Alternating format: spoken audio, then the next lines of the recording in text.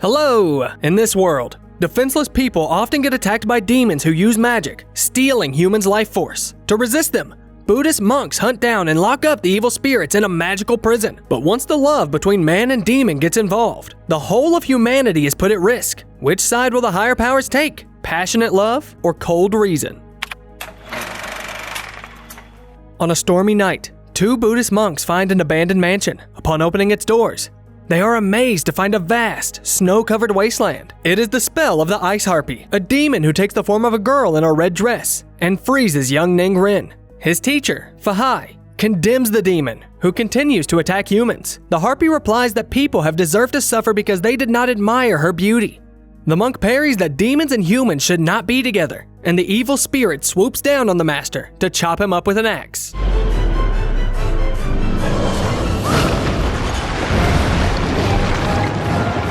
Fahai uses all his skills to repel blade strikes and ice blocks, and locks the demon inside a magical stone. He orders the apprentice to imprison the Harpy at the Lei Feng pagoda. They return to the temple, where the monks study the art of hunting demons. Ning Rin approaches the magical barrier, from which the dark souls of the prisoners growl at him. He says they can get their freedom if they change their ways. 你也是啊，要好好修炼。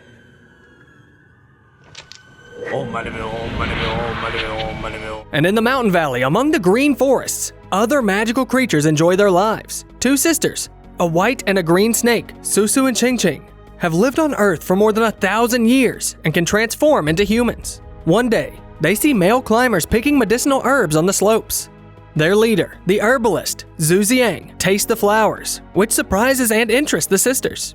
Qingqing decides to scare him and takes the form of a giant snake. She hides on a ledge and jumps out at Xiang, who falls off a cliff into the river and sinks to the bottom. Seeing this, Susu feels sorry for the man and dives in after him. She kisses him underwater, giving him air and life force.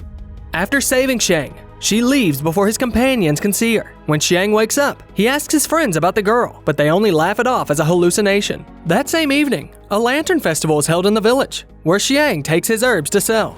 Master and Ning Rin find a dead man who has been bitten by a demon, and head to the festival as well. They spot Xiang's boat and ask for a ride. The apprentice begins to talk about his plans for the future and says he dreams of becoming a temple abbot, which angers the master. 不是了，师傅，我当然不是说现在，我是说等您。死了以后，你这么希望我死啊？ After the incident on the cliffs, Susu's friends, the turtle, the rabbit, and the mouse, see that their friend is worried about something. The girl confesses that she can't forget the man she saved. The kiss was magical, and now their life forces have been blended into one. Susu has fallen in love and wants to visit the human world to see the guy again. The sisters take on human appearance and also sail on a boat to the village. There, Ning Rin notices that his compass indicates the presence of demons and tries to protect the girl who walks beside him. He does not suspect that it's the green snake Qingqing, who meets the boy and asks him about the demon hunt. 干嘛一定要除掉那些妖啊？妖害人嘛。那不害人的妖，你也会除掉他们吗？ The master has never told Ning Rin about such demons and how to be friends with them. Qingqing likes the guy and offers him to be friends. Afterwards, the green snake runs away and finds Xiang. She informs him that her sister wants to meet the boy, but Xiang refuses the stranger's offer. Upon hearing this, the girl jumps into the river and pushes his boat to the bridge, where Susu is already waiting for the guy. He tries to escape, but the snake collapses the bridge with its tail and catches him. Xiang confesses to Susu that his heart is already taken. He is in love with the girl who rescued him from the water and kissed him. The problem is that he doesn't remember her face and doesn't know her name. Hearing this, Susu pushes the boy into the river and kisses him again underwater, this time allowing him to see her. Qingqing finds Ning Rin again and helps him find the evil demon that is biting a man under the canopies in a boat. The boy rushes forward and runs into the winged bat-like demon's assistants. They attack him, and Ning Rin repels the swarm of the little bloodsuckers with his metal plates. He emerges victorious, but a huge winged demon grabs the monk and bites him in the neck. The boy manages to ring the bell to summon his master. Fahai uses his magical powers to catch up with the flying monster and knock it into the water. The demon dumps Ning Rin and continues moving underwater, tossing the merchant's boat up high. The master grabs it by the tail and carries the demon deep underground, incinerating him in the glowing lava. The next day, Susu visits Xiang at his home to help him with his errands. The boy is very happy and wants to meet the girl's parents to ask for their consent to marry her. And in the monastery, the monster-bitten Ning Rin is awakened by the little disciples.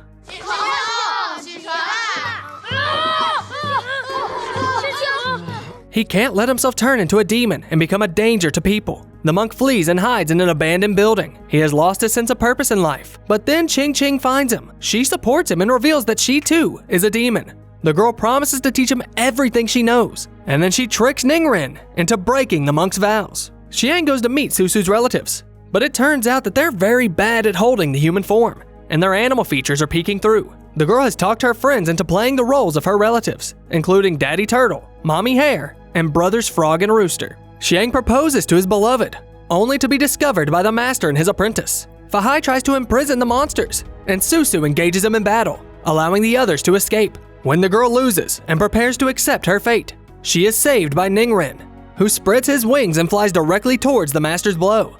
He covers the demon with his body, and Fahai stops at the last moment. 师傅，放过他吧。 The master asks his apprentice to return to the monastery, but Ningren refuses and flies away with Susu. He brings her to Xiang, whom she tells that they are now married. The man promises to open his own apothecary so that his wife will not need anything. They live together in happiness. After a while, a terrible disease begins to spread through the village, taking many lives, and Xiang tries to help the victims with his herbs. Fahai sees this and says that all his efforts are in vain, for it is the work of demons. Susu sees her husband working hard and adds her life energy to the medicine. This makes her weak, but people begin to heal, and the master and his disciples finally catch up with the demons that have sucked the strength out of the people and brought disease. He chases the white foxes into the woods, though he now offers them to surrender and keep their lives if they are willing to repent. 听你讲道理，比死更难受。 Demons hide and try to seduce the monks, but they in turn keep their guard up and shut off their senses. The girls surround the master and try to drive him insane, but he proves stronger and banishes them to another world. Susu is growing weaker and weaker from giving up her energy for medicine. Mouse tries to warn her that if she gives up the last of it, she will say goodbye to life entirely. But the lovesick girl is all too eager to help her husband. The villagers recover thanks to Xiang, and this shocks the master, who thought it was impossible. He asks the herbalist if anyone has helped him prepare the medicine, and he replies that only his wife did. Suspecting magic interference, the master gives the man a dagger that protects against demons. Later, Susu meets the master in the streets of the village and tries to hide from him, but he catches up with the girl. He thanks the demon for sacrificing centuries of her life to save people, but demands she abandon her forbidden marriage to a human. It will only cause trouble. This is not true love, he says. Susu has seduced Xiang with charms and will bring misery to the man, if not now, then later. 他开心快乐，你回去念你的经吧。对于爱情，你不懂的。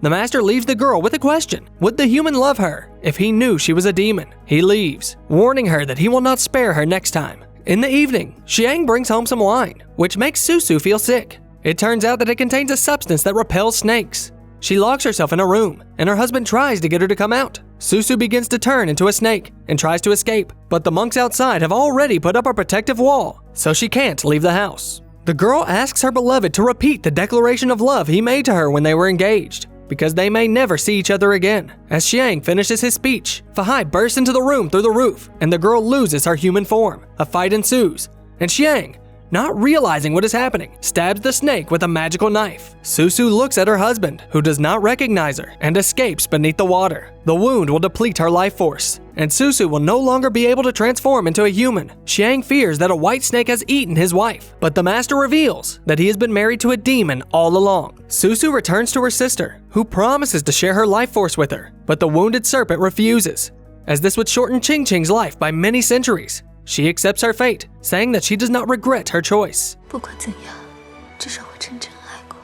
At this time, the mouse tells the grieving Xiang that there is a root that can bring the dead back to life. It will help Susu. However, getting it is very risky. The only existing root can be found at the Lei Fang Pagoda, and demons are not allowed to enter because of its magical protection. Xiang goes to the pagoda and climbs inside, but the root slips away from him and then sprouts into dozens of copies. The roots entangle the man, and he recalls the mouse's words that the real root will not burn in flames. He ignites the roots on himself and grabs the right one. The ringing of bells informs the monk that the root has been stolen, and now all the demons have been released from their imprisonment. Xiang descends and gives the root to a mouse so it can take it to Susu. But at this point, the evil demons find Xiang and take over his body. The monks arrive and seize the possessed man, but even with all their strength, they are unable to hold back Xiang, who longs to see his wife. They place him in the center of the Great Hall to perform a ritual to exorcise the demons.